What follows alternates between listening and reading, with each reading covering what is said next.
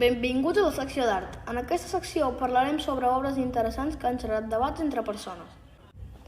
Com bé sabeu, hi ha artistes molt importants que han fet obres molt boniques. Però fa uns dies va sortir una obra a Twitter.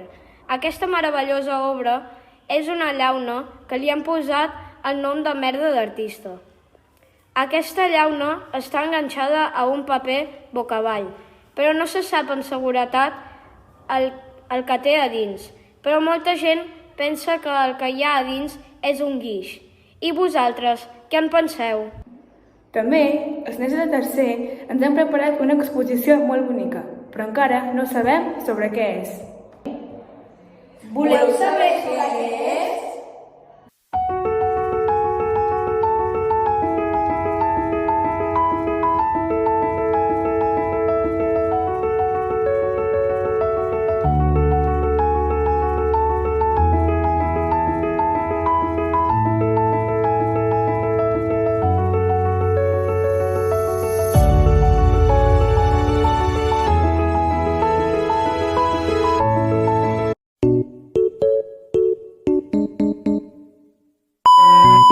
Al mes de novembre, els de sisè faran convivències i educació física aniran al PAMTRAC.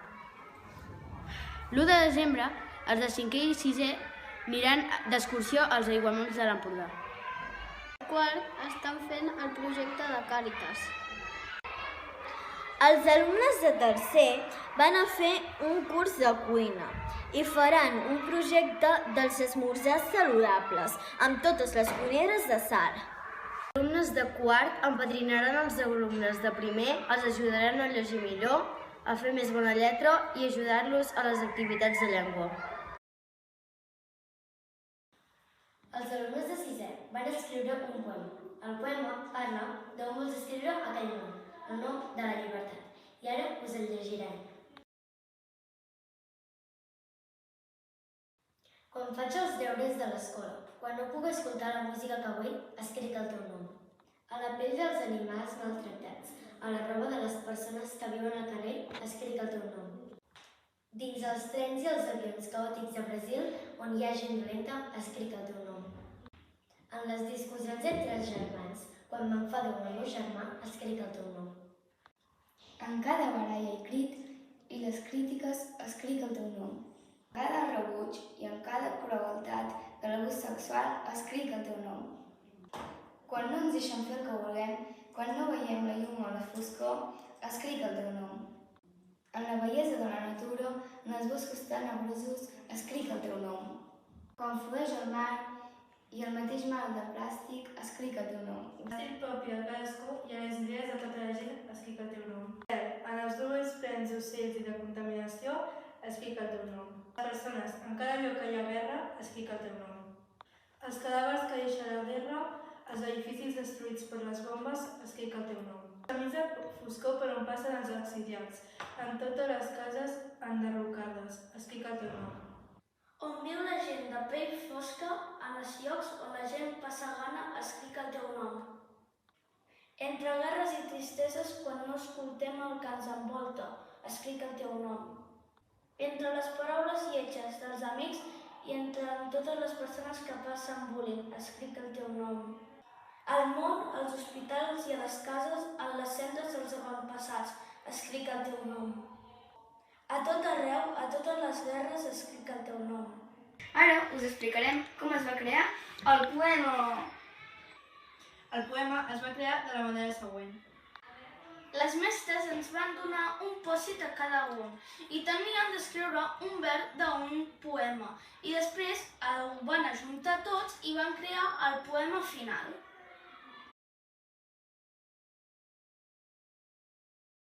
Premis Darwin. Un premi Darwin és un premi irònic que pren el nom del creador de la teoria de l'evolució, Charles Darwin. Es basa en un supòsit en què la humanitat millora genèticament quan certes persones pateixen un error absurd o una distracció. Un dels Premis Darwin de 2019 es va dedicar a un universitari que va caure pel balcó mentre buscava cobertura per jugar al telèfon mòbil. Hem triat aquesta mort perquè ens fa reflexionar que estem obsessionats amb la tecnologia. Els premis Darwin compleixen els següents requisits. 1. Que algú perdi la possibilitat de reproduir-se. 2. Que això no faci mal a ningú.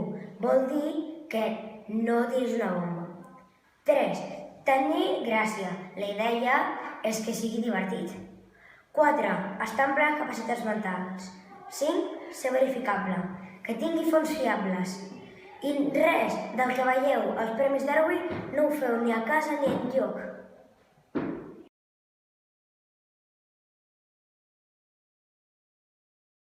Ara us explicarem un joc que vam fer nosaltres mateixos, que es diu Salvem el català. A l'any 2123, el català està a punt de desaparèixer. S'està a punt de ser una llengua minoritària. La missió és superar 5 reptes de la llengua catalana. Necessitem una carta on ens diu quants diamants necessitem. Tirem un dau i depèn de quin color ens toqui fem una prova o l'altra. I si fem bé la prova aconseguim un diamant.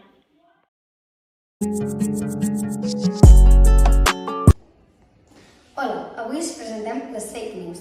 Les fake news són 2 notícies falses i una de veritat. Esteu preparats per descobrir quina és la de veritat? Endavant! Fake news número 1. Una dona li va confessar al seu home en el seu propi casament que estava enamorada del seu germà. Fake news número 2. Mestre de Galícia es planteja una vaga de fam fins que no aconsegueixi un salari més alt.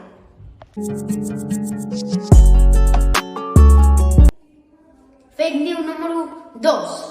Dona d'edat avançada entra a robar en un bazar xinès a Badalona.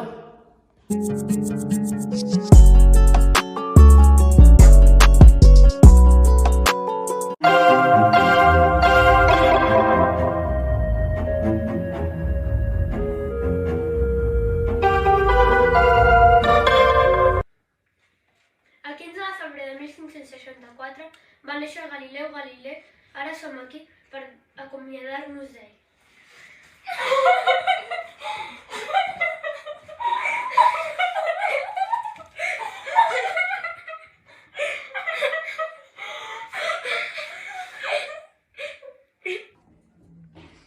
Al cap d'un any neix Isaac Newton. Des de que Newton és petit, somia ser professor de la Universitat de Cambridge i ho va aconseguir a més de ser un gran científic.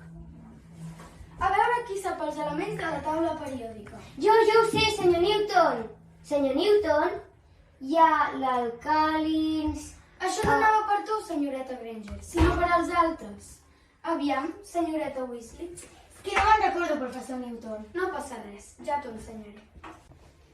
Hola, germana, ja he arribat. Ah, benvolgut, tens el sopar fet. Gràcies. Què t'han anat les classes? Has avançat la teva teoria? Sí, però res no em quadra. Potser si surts a fora t'inspires i l'avances. Vale, et faré cas. Ja. Si multiplico la força per al temps per l'angle... Ai, una coma! Ja ho tinc! L'anomenaré gravetat. La força que fa que no surtin volant. Bon dia, classe. He fet un gran descobriment i s'anomena gravetat. Però què dius, professor Newton? Això segur que s'ha inventat vostè. Jo estic d'acord. La gravetat és la força que fa que no ens enlairem. Sí, efectivament. Estic d'acord, em convenceu. Així va ser el magnífic descobriment de Newton. Sense ell no sabíem res de la gravetat i no haguéssim avançat.